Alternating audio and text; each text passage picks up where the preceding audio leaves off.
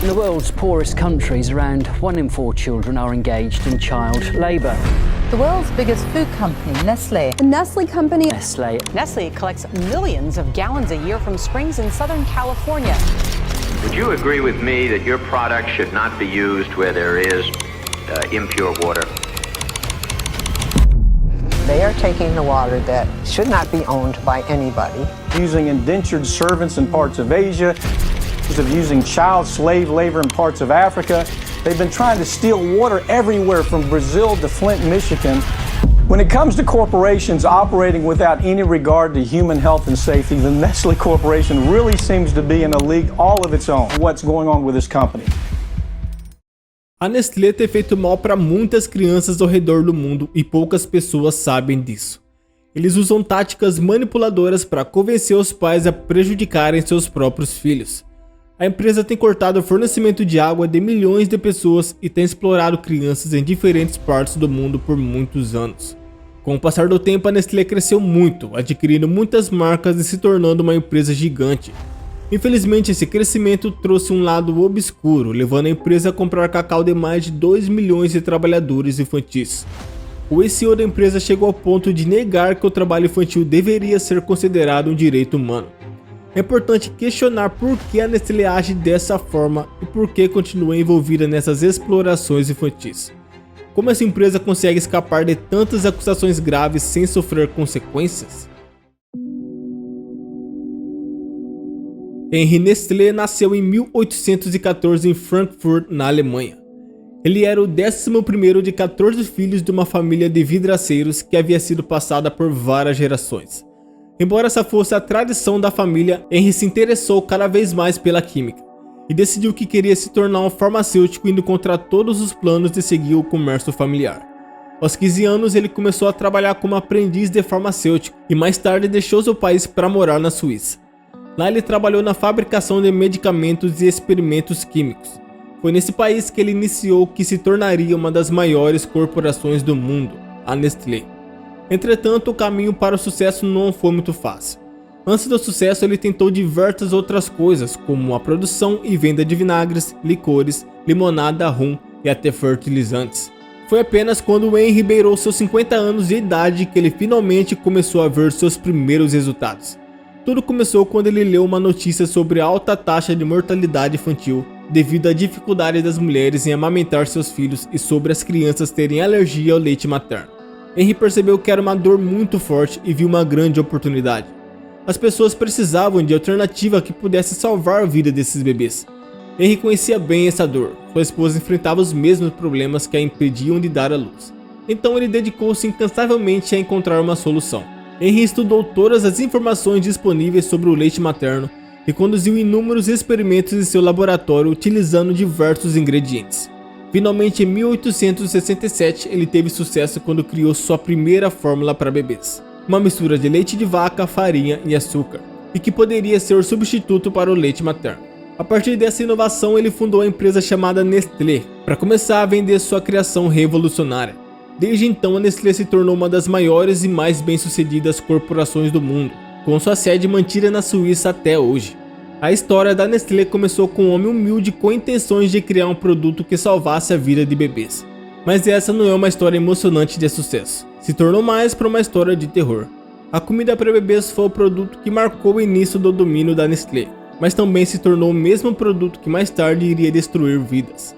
À medida que a Nestlé crescia, ela se envolvia em diversas controvérsias sombrias.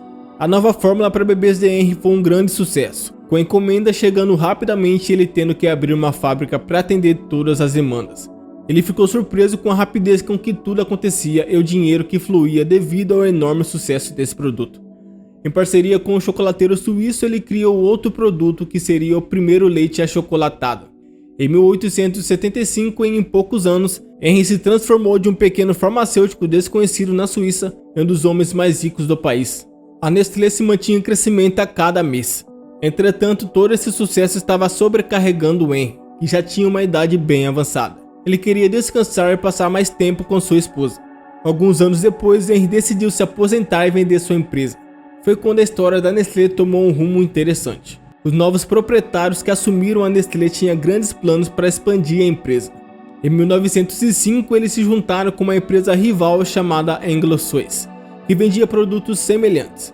Juntos formaram o grupo Nestlé, unindo seus recursos e parando de competir entre si, o que permitiu que dominassem o mercado e expandissem suas linhas de produtos. Na década de 1920, a Nestlé lançou novos chocolates e novas bebidas. Em 1938, criou o primeiro café para vender em mercados. Esse produto foi criado no momento certo, pois o café ajudou milhares de soldados a ficarem acordados durante a Segunda Guerra Mundial. Além disso, a Nestlé continuou a inovar, criando novos produtos para atender às demandas em constante mudança do mercado. O grupo Nestlé passou a comprar outras empresas que eles identificavam como tendo potencial ou que poderiam representar uma séria concorrência. À medida que os anos avançavam, a lista de produtos crescia absurdamente, assim como sua riqueza e poder. Mas isso não foi bastante para eles. Por trás dessa aparente prosperidade, um plano diabólico estava sendo arquitetado. Um plano que colocaria em risco milhares de vidas em troca de milhões de dólares. Quando Henri Nestlé criou sua fórmula para bebês pela primeira vez em 1867, a ideia era oferecer um suplemento para ajudar as mães que tinham dificuldade de amamentar seus filhos. Nunca foi a intenção substituir completamente o leite materno, pois estudos comprovam que o leite materno natural é mais saudável do que qualquer outra fórmula. O leite materno é amplamente recomendado pela Organização Mundial da Saúde, pela Associação Médica Americana e pela Unicef, entre outras muitas organizações. Portanto, durante o período, a fórmula infantil foi vendida como uma alternativa simplesmente para aqueles que necessitavam dela. Por volta de 1970, quase 100 anos após a criação da primeira fórmula para bebês, as vendas iniciais pareceram desacelerar, e a Nestlé, impulsionada pela ganância, quis explorar a possibilidade de vender essa fórmula para todas as mães, não apenas para aquelas que realmente precisavam dela. Apesar de todos os outros produtos lançados pela Nestlé, a fórmula infantil ainda era uma das principais fontes de receita para a empresa, graças às suas altas margens de lucro. Então surgiu a ideia de expandir o mercado para atingir todas as mães. Eles iniciaram uma campanha agressiva minando a importância do leite materno e anunciando sua fórmula para bebês como sendo superior. Manipularam as mães, fazendo elas acreditar que a fórmula da Nestlé era essencial para a saúde de seus bebês e que seria melhor para seus filhos do que amamentar. No entanto, a realidade era justamente o oposto. A fórmula da Nestlé era muito inferior ao leite materno, pois nela faltavam muitos nutrientes essenciais que ajudavam os bebês a lutar contra doenças e os mantê-los saudáveis. Através dessas técnicas enganosas, a Nestlé incentivava as mães a mudar para a fórmula mesmo quando isso não era realmente necessário. Eles exploravam o medo das mães que só queriam o melhor para seus filhos. Transformavam uma situação que era simplesmente uma alternativa para ajudar quem precisava em uma estratégia gananciosa para aumentar seus lucros. O objetivo era colocar os bebês em maior risco de infecção e desnutrição, tudo para garantir mais vendas do produto. No entanto, as mães foram induzidas a acreditar nessa informação manipuladora. A Nestlé começou a pagar médicos e hospitais para promover a venda de sua fórmula, dizendo que seu produto era melhor do que o leite materno. Essa estratégia foi intensificada na África e na Ásia, onde contratavam vendedoras para se passarem por enfermeiras e convencerem as mães a abandonarem a amamentação. Essas vendedoras ganhavam uma comissão por cada venda, ou seja, quanto mais vendiam, mais ganhavam dinheiro. Para piorar, a Nestlé providenciou para que essas enfermeiras falsas distribuíssem amostras grátis da fórmula para as mães. Eles só davam amostras suficientes para que quando acabasse, as mães já tivessem parado de produzir leite naturalmente. Dessa forma, as mães eram obrigadas a comprar o produto da Nestlé, para garantir a providência de seus filhos. Essa estratégia se mostrou extremamente bem sucedida e lucrativa para a Nestlé, mas tudo às custas da saúde e do bem-estar das crianças e das mães, que foram manipuladas e prejudicadas por essas práticas enganosas. E assim eles expandiram esse plano para muitos outros lugares, especialmente em países onde muitas mulheres não tinham educação suficiente para conhecer as informações que diziam a ela. Se alguém parecendo ser um enfermeiro qualificado dizia a elas que seus bebês precisavam desse produto, elas acreditavam facilmente neles. As consequências foram trágicas. Estima-se que milhões de bebês morreram ou sofreram graves deficiências. Os impactos mais devastadores foram sentidos em países com menos recursos econômicos e sociais, onde o acesso à água potável era escasso. O grande problema era que a fórmula precisava ser misturada com água, E a Nestlé estava convencendo as mães que era necessário usar essa fórmula em lugares onde a água limpa era escassa. Como resultado, a fórmula era muitas vezes misturada com água contaminada e poluída, prejudicando ainda mais os bebês. Além disso, muitas dessas mulheres não tinham condições de continuar comprando a fórmula do bebê, o que fazia com que diluíssem ainda mais o produto com água, privando os bebês dos nutrientes necessários e levando à desnutrição. Para piorar ainda mais, as instruções sobre o uso adequado da fórmula eram muitas vezes mal compreendidas ou negligenciadas, agravando os problemas de saúde das crianças. As instruções nas embalagens estavam em inglês e a maioria das mães nesses países não conseguiam ler. Por conta disso, elas não percebiam que ao diluir tanta fórmula, seus filhos estavam passando fome.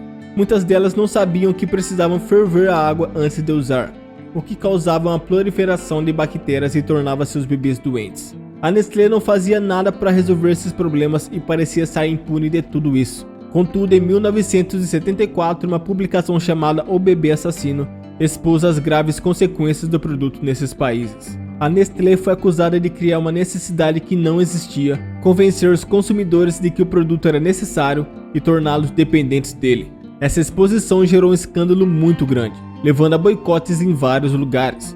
Em 1978, a Nestlé não conseguiu evitar responsabilização. Seus executivos foram convocados pelo Senado dos Estados Unidos para dar explicações do porquê tantos bebês estarem doentes ou em estado terminal. Logo depois, novos regulamentos foram estabelecidos pela Organização Mundial da Saúde, proibindo as empresas de comparar o leite em pó com o leite materno em seus anúncios. Essas regulamentações ajudaram a conter a situação em alguns países bem regulamentados, principalmente no Sudeste Asiático e no Pacífico. Enquanto isso, em países como os Estados Unidos, as vendas da Nestlé caíram drasticamente, a menos que a empresa tomasse algumas medidas para melhorar sua imagem pública e aumentar suas vendas. Uma dessas medidas foi promover o leite materno por meio de anúncios bizarros chamados Super Bebê. A ideia era tentar se afastar da imagem negativa e da atenção da mídia que haviam recebido. Eles queriam parecer que haviam mudado completamente, apesar de ainda estarem explorando países menos regulamentados. Em 2018, um relatório da Save the Children revelou que a saúde de milhões de crianças vulneráveis estavam sendo colocada em risco, devido ao marketing agressivo utilizado pela Nestlé e outras grandes corporações, mesmo com problemas gravíssimos causados por esses anúncios. Infelizmente, quando falamos sobre o lado obscuro da Nestlé, parece que estamos apenas começando a perceber o quão graves são esses efeitos negativos. Eu poderia continuar por um bom tempo falando sobre o lado maligno das empresas, como a ração para cachorro produzida pela Nestlé Purina Pet Care, que resultou em doenças graves e na morte de milhares de cães.